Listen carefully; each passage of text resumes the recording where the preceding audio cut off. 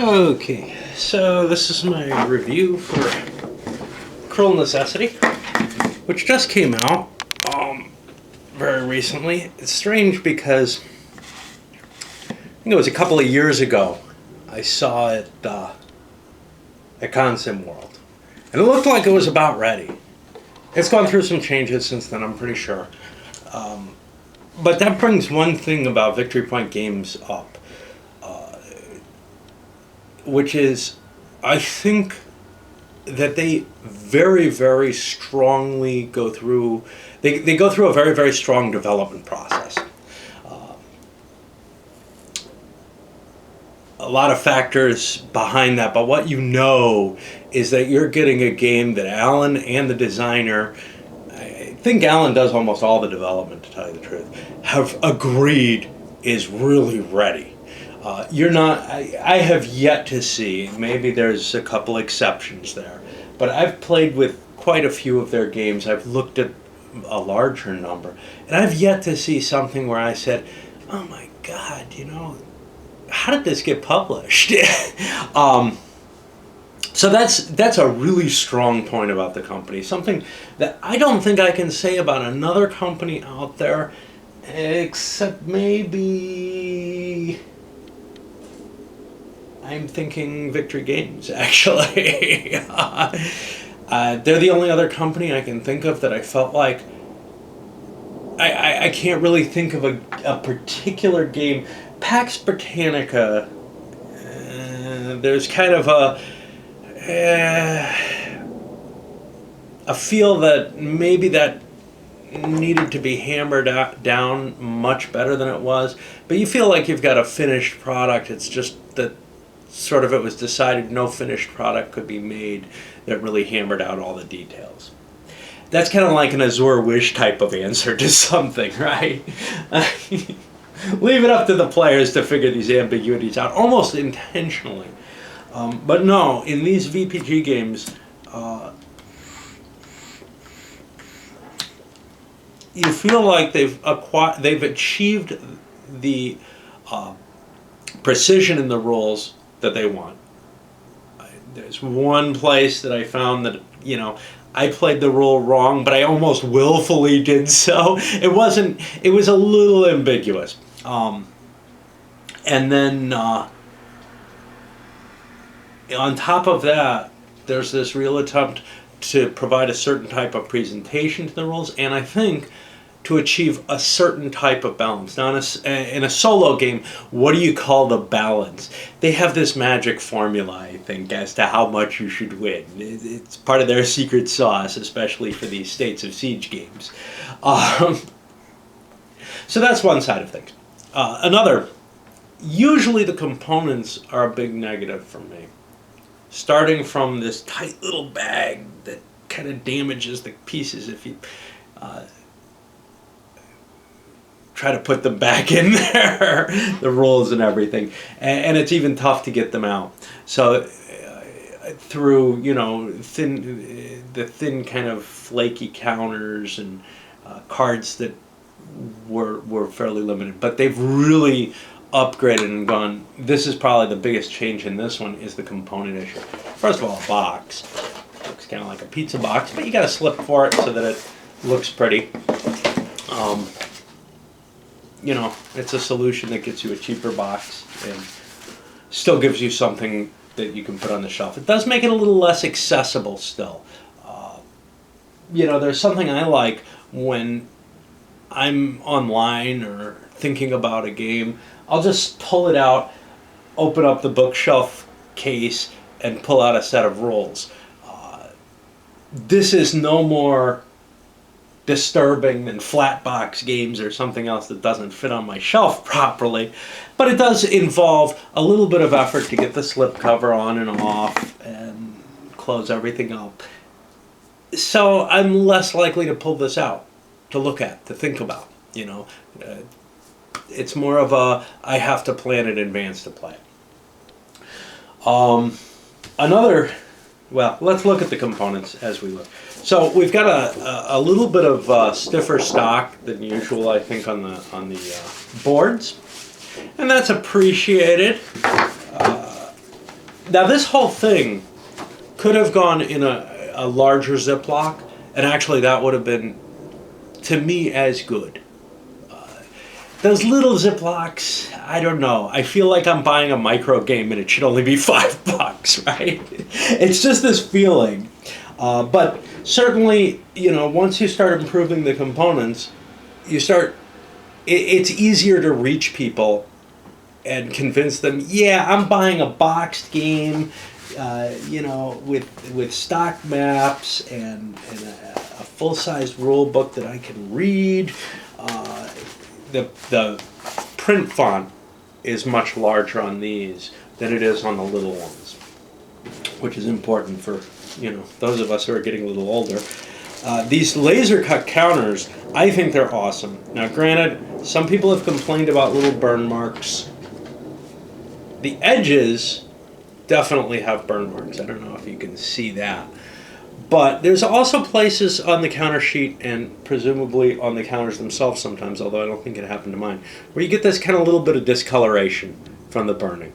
Now, to me, hey, so what? That could be, I get that off my pipe tobacco all the time. My counters get, but some people are not going to be thrilled with that. Their advice was always use a paper napkin. This was kind of a little snarky, but they give you a napkin with a stamp on it. But that's not going to clean it. It doesn't, that stain is still there, maybe if I scrub away or use something on it. But it doesn't seem to, well, this is not an article of clothing nor a flotation device. It's really cute. Testing it out on here, I don't care on the count. I mean, I don't care either way, but I'm just testing it. The paper solution doesn't work, so maybe put a little bit of spit on it. A little better, but you still are getting a little bit of a stain there. Spit's wonderful stuff, right? Yeah. So, you'll get a little bit of discoloration. Maybe it's coming off. I'm getting a lot of marking here, so maybe if I work at it, it'll eventually come off. And, use a little bit of spit and everything. But it's not something that's going to bother me, but it does bother some people. However, these are just lovely counters. Barely needed to be clipped at all. The little tabs on the edges that you kind of want to trim a little bit, but nothing more than that. They come out so nicely. The cards, a big improvement from VPG's cards, but again, not up there with the big boys, just like with the boards.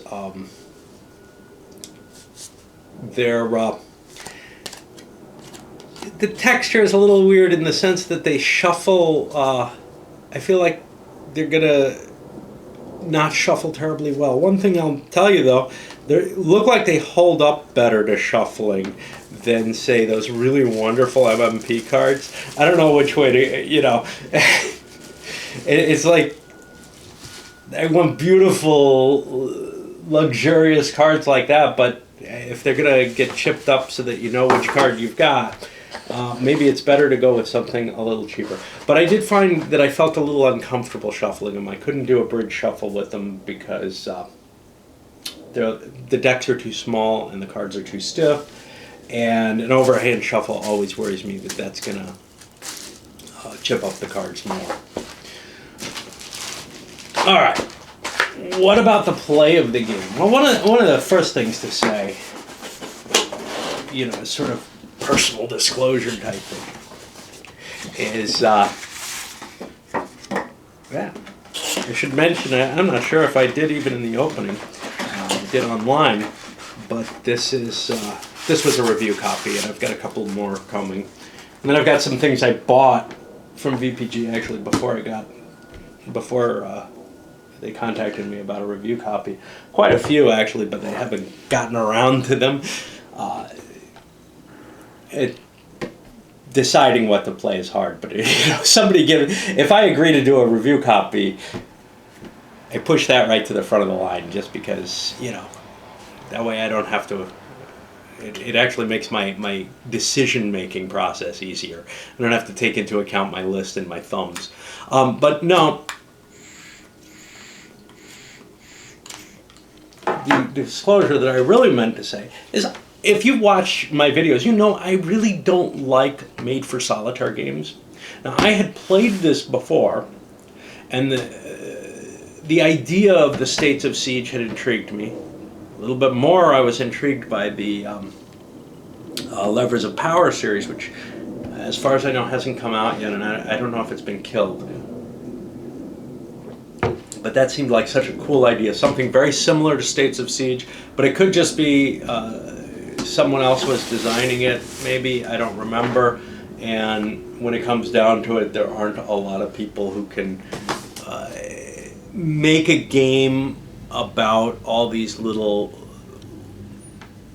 charts, all these little tracks, and on this simple kind of level, in terms of, you know, not providing a military a maneuver space for military maneuvers and such, that works. And maybe what they were finding was these just weren't as exciting as they had hoped. I don't know, but they sounded really exciting to me. But I had played this and really liked it, and was very interested in one that was focused more on the pure political. Then, you know, but I had it run for me, I think by Tom, actually. No, John Welch, the designer. I think he was the one. It was a designer of one of the games at the table who was showing me it. And that was kind of a fun thing. I didn't play very long, but I got played enough to get kind of a feel for what the kind of system was like. And the core system of, you know, a lot of the information being on these tracks, and in a sense the whole game is, because if you look at where the military move, those are almost just military tracks with these fortresses in them that are additional spaces to move up and down, in a sense. It's a little bit more complicated than a simple linear track there, but not all that terribly much. That was very appealing to me, especially since I had ideas along that line for a multiplayer game, where maybe you have 5 or 6 people affecting different tracks all at once, and hidden objectives there. Anyway, I kind of wanted to look at some of these, and I ended up buying a few of the States of Siege series because of that. What I'm finding with it, however, it strikes me that it's so it gives you two things. It gives you what I think is a challenging solo game, which I find more fun to play with someone else. I find it more amusing to have bad things happen to me when I'm sitting with someone, so we can both laugh about them. But also, but you know, I mean, I think that it certainly is challenging, and there's a lot of room to play this again and again, to start getting to improve your ability with it, as it were. It has a humongous amount of historical information on the cards. A lot of flavor text in them, a lot of, you know, it'll give you some idea of the history. Now, what my wife wanted to do was play the cards all in order and see if that changed the game, because she was a little disturbed by the shuffling, by the fact that things kind of happened at random. And I think that would actually be an enjoyable game too. You probably couldn't study it as a solitaire game, which I think these are intended to be studied.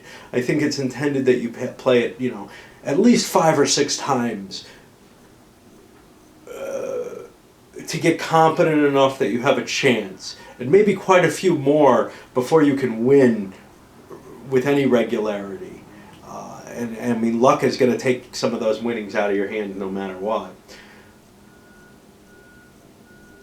That is kind of at odds with my tastes in games, right? I want something that I can play a couple of times, you know, maybe once or twice. I don't mind if I lose badly the first time. Fine, I'll play again. I don't necessarily want to win, but I don't really feel like experience and knowledge of the game should necessarily give me some kind of big advantage towards being able to play it effectively. So, for example, with Ambush, and I always get my ass kicked in that anyway, so I don't know if that matters. With Ambush, another solitaire system that I rather like, there's this almost forbidden to play it again because there's prior knowledge about it. And I feel like that's what I like, right? So here, knowledge of the deck and what the deck's going to do to you is actually almost, I think, vital to how to make good decisions in the game. Which means the more and more you play, the better you're going to get, but also you're not going to be surprised by the events in the same way. The other side of it, the other factor that kind of disturbs me a little bit about the series, about this game, but probably the whole series, is that there's a very loose tie between the occurrences on the event, what's going on in the game, and the effect. The events usually are not terribly influenced by what's happening in the world, which means, you know, if the royalists are kicking your ass all over the place and you're getting cards that, you know, you've captured Charles and you have him on trial and this, that, and the other, it feels funny. Now that third deck card went a long way to fixing some of that by letting Charles escape and, you know, creating the new Scotland army and such not. But I just feel like the current state of the game should affect the events more somehow. I'm not sure. I don't know if I put that kind of rigor up to say Europa Universalis if it holds up. And in fact, that's one of my complaints about about EU is that the same events come up. You know, it doesn't feel quite right. They're national. They're tied to the nations and to the history, but not really to the board state. So that's obviously, you know, to get that right, to give rich events, but link them to the current conditions on the board, that's a crazy hard task. And I wouldn't expect any game to fully do that. But it is something that feels a little funny as you're playing. It is just that line of it. So, you know, because of that, and because the events are so important to the game, and you don't really influence them for the most part, what it means is you're playing a game that doesn't explore the causes of historical events. It's not a simulation. Right up front it says, you know, this isn't meant to be a simulation. But I like simulations. And I had a little hope towards that. So, you know, what you end up with, though, in that case is a very historically themed, flavored game, but it really does come down to a game where you're trying to beat this deck that you more or less get familiar with as to what, you know, your probabilities are going to be coming up against you. This number crunching as to, you know, for example, trying to figure out, is it best to push the armies aside or to build up your fortresses and let them ram against them? And that's all, you know, just purely calculation at that point. And in fact, you could sort of deconstruct the whole game into a formula and probably write a computer program with some effort that could play the game very, very well compared to, you know, what someone who's played it only a couple of times can do. You can say the same about Go, but, you know, there you have it, right? It's just a matter that it doesn't present you with this ability to draw from your own experience and knowledge of history to make your decisions. It's more of a set of challenges set on these tracks that are moving around, and that can be enjoyable, I guess. It's just not what I usually hope for when I look into a game that's not an abstract. So, you know, again, just which way to look at it. I had fun with it. I had actually a lot of fun with it as something where I sit down with my wife and play it together, making the decisions together.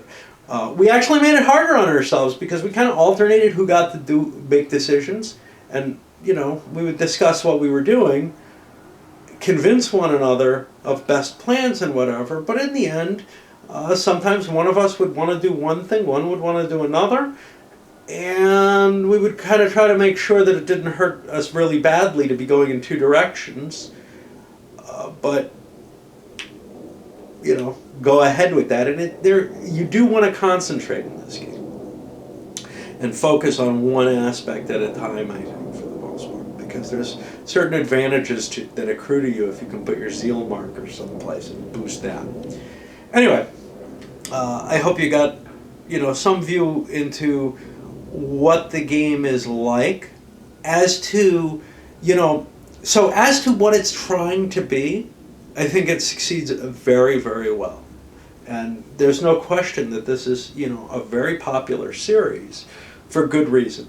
There are people who really do want this kind of game, and they do it really, really well.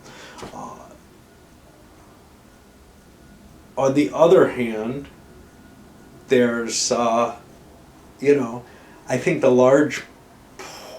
my feeling is that the larger segment of the wargaming hobby isn't really into games that are about figuring out how to beat a system like this. In fact, I would say the larger proportion of wargaming doesn't feel like it's really in alignment with Victory Point games. Victory Point games is a kind of a special sort of thing. They put out these solo games, and not just these, but others. And then they put out games that are stripped away of a lot of the flavor and a lot of they don't have the scope and the breadth that wargaming tends to have. Even smaller wargames tended to have. When you're looking at something like the Napoleonic 20 series, you got 20 counters. How much can you do with 20 counters, right? When you look at the Ancient Battles Deluxe, same thing. Well, you can do a lot in terms of making a game where people are thinking real hard, an almost chess-like game. There may still be some luck involved, but that's not my style of play. However, I can really respect some of the stuff that they've done. I forgot to gripe about the rules again. So as I read through them, they seem pretty damn secure and solid. But two big factors against them for me. One is the amount of color they use. That is distracting to me on first glance. It's not what I'm expecting. It's very, very difficult, but I think once I played this a couple of times, as I got 2/3 of the way through the second playing, I became pretty competent at finding things in the rulebook because of the images that they present.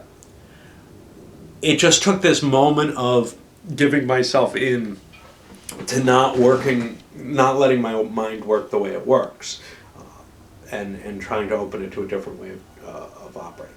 It is well done in that sense. There's a little bit of a lack of references into different areas, if I remember correctly. And then there's the highlighting, and man, I hate that. But, it's a matter of taste, and that's all it is, right? Except that between the color and the highlighting, my first reaction not reading the rules, I could read them. It was tough. It's because I tend to omit the things that are highlighted or in color. I'm like, oh, that's color, it's pictures, ignore it, And I mean, I could never look at the magazines, and I don't know how magazines are today because I stopped looking at them back in the 90s when they started coming out and no longer columns of text. They were just pictures with a little blurb under it. It was like Life magazine, but done wilder and more newish and sexy and all that. And it was just like, who the hell can pay attention to this shit? It's like browsing the web, I mean, you're not trying to learn anything doing that shit. So yeah, the color overload was bad, but then another thing on there is highlighting, you know, you go into a class and there's a segment of students, probably more than half, who want to highlight things. And there's a segment who despise highlighting. And there's not that many in between. Generally, even people who like highlighting don't usually want a book that's already highlighted. Some of that is because, hey, you're not going to highlight the stuff that's important to me. I want to highlight things that I need to pay attention to. Well, in this case, you have the design team making the decision of what things are necessary. And that there is a difference to that. You know, I mean, sometimes you pick up a book and it's highlighted all over the place and just, you're like, what the hell is this person using it for? Well, here it's used wisely, and it's used to point out certain issues, certain elements that particularly want it to be highlighted. It's a tool in the box. Unfortunately, and you know, for me, my visual processing gets thrown for a loop with that, and it made it almost impossible to make it through.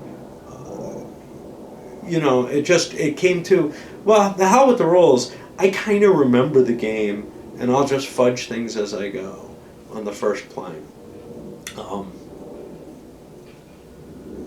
And I do that a lot anyway, so it's not that terrible. But it did create a certain headache. Anyway, if you're into solo games that require you to, here they even say it, we do not mean for it to be a highly accurate simulation of the English Civil War. It's a thoughtful and provocative, interactive telling of the story, told in the guise of a game. I would say they get that a little wrong, because you're not really telling the story. The story is hanging off a thoughtful and interactive game, one that provides a great deal of challenge and all that. I think they kind of miss that.